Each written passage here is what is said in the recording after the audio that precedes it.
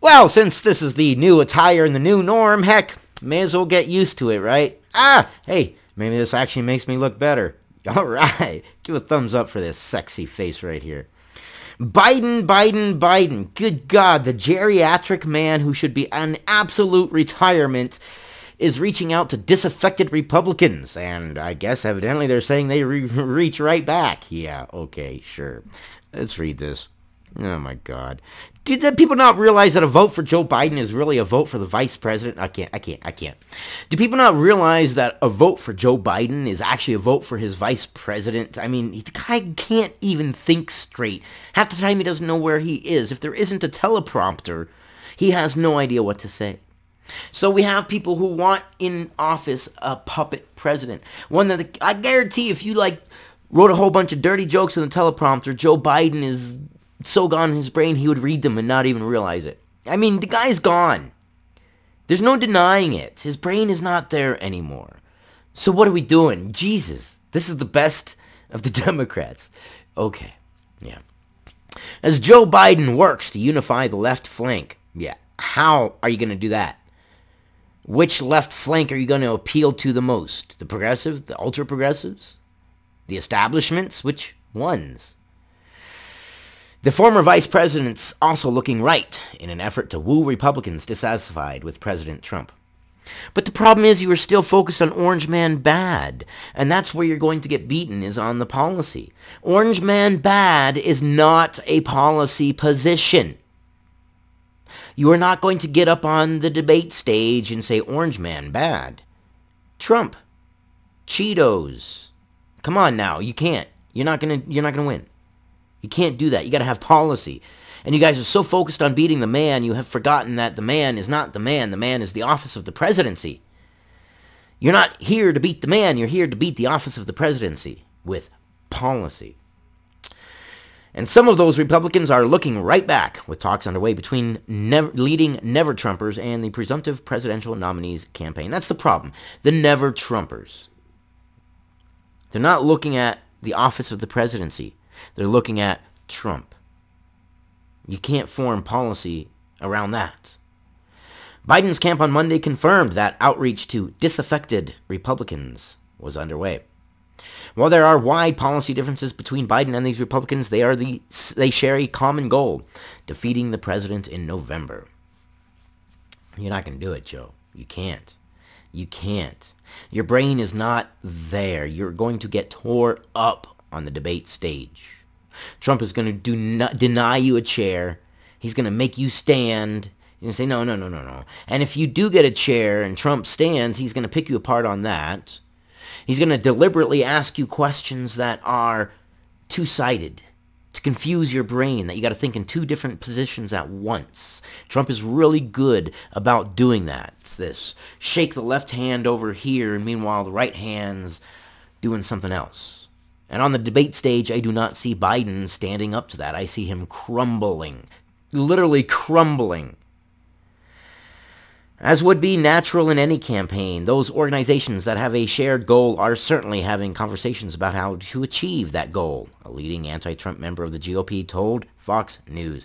But that's the problem. He's touting that the Republicans that are supporting him are anti-Trumpers. No. That's not something to be bragging about there.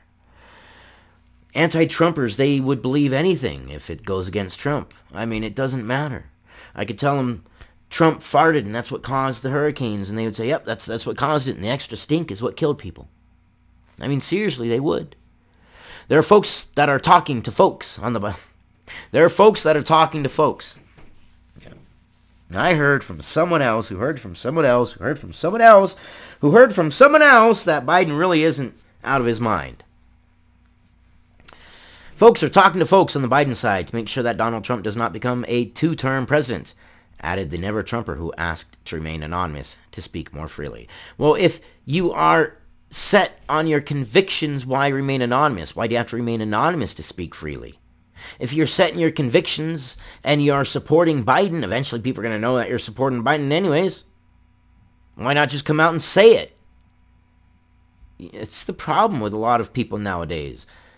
I want the anonymity. I'm going to speak this. Okay, so what happens when things go the opposite direction? Is that way you can claim the other side? Come on. Biden seemed to spill the beans last week, sharing during a live Instagram chat with soccer star Megan Rapinoe that he's been speaking to a lot of Republicans, including former colleagues who called him and said, "Joe, if you win, we're going to help." I don't believe it. I don't believe it, Joe. I think you're lying. I'm going to say it here. I think you're flat out lying on that one. I don't believe Republicans have called you and said, if you win, we're going to help you. I believe Republicans have patted both sides. Sure, absolutely, 100%. You can't blame them. They don't know who's going to win. And no matter who wins, they want to be on the winning side. So I believe they've patted both sides, and I believe that Joe Biden is so out of his brain that he thinks that that's them backing him. And that's not. That's them backing the winner. That's it. That's politics 101. Back the winner. Yes, try to slyly support the person that you got and whatnot, but behind the scenes, you're also backing the other guy because you want to support the winner. Not everybody's like me where I call them out and say, fuck that. Matter of fact, there's some major Republicans who are already forming Republicans for Biden. Biden touted major office holders. Like who? Like who? Drop some names, Biden. Like who? Major Republicans. Who? Major Republicans. Major office-holding Republicans. Who, Biden? Who? Who? Spill the beans. Come on now. We're all going to find out anyways. If it's true, it's going to be a matter of public record, and people are going to know, so you may as well spill the beans. I think you're lying. I do. I don't think you... I think you have a couple Republicans that are supporting you. I think you're being all hyperbolic about it and hyping it up, but I don't believe you. The former vice president's campaign told Fox News on Monday that we need to bring together Americans from across the political spectrum to build the broadest possible coalition to defeat Donald Trump and undo the enormous damage he's done to America. Okay, two things. What damage has he done to America? What, the greatest economy we've seen in a long time? I don't see a problem with that.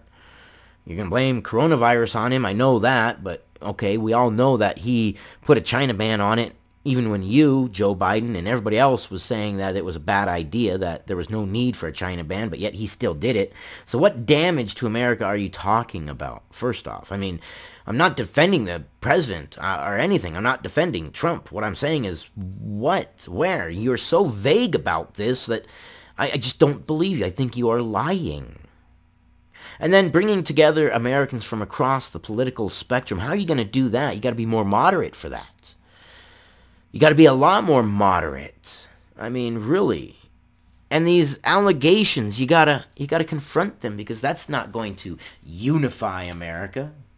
And I love how in this article they don't mention anything about Biden and his bullshit, but they sure as hell will blame the coronavirus on Trump. Okay? Where's the proof? How? What did he do? Give me a roadmap. Give me a step-by-step instruction. Treat me like I'm a damn elementary school kid, and I don't know shit from Shinola. I wouldn't know what to do with Shinola if a globule fell on my boots. You explain it to me like that. Like, I don't know shit. How did Trump make the coronavirus worse? Because from my standpoint, I see that he put in a China ban, and even when he did put in a China ban, I was like, okay, a lot of people are saying that he shouldn't. I wonder why he shouldn't. And I couldn't really find a logical explanation for it or against it. But he did put a ban. And I remember watching the news and hearing the news say, no, the news, the mainstream media, they're like, no, the China ban is bad. Lots of the officials, no, the China ban is bad, but Trump put in the China ban. So tell me how. I don't understand. What am I missing? What am I not seeing? I don't believe you, Biden. I don't believe you. A leading Never Trump group that quickly raised $1 million last week. Okay, yeah, they raised $1 million. That's like a drop in the bucket nowadays. That's nothing to really tout about. That's nothing.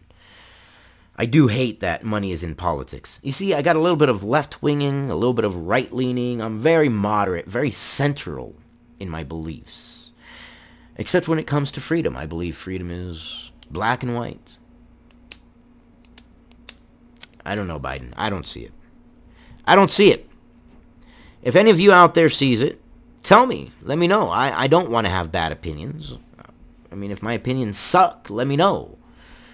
Anyways, I'm going to try to keep you guys informed as much as possible. And you know what? You guys can keep me informed too. And if my ideas are shit and my ideas are crap, call them out and leave a comment and say, dude, Paramount, your ideas are shit, man. What are you talking about? And leave some proof, you know? Don't just shit and leave. Leave some receipts. Anyways, I love you guys. I'll see you on the next one.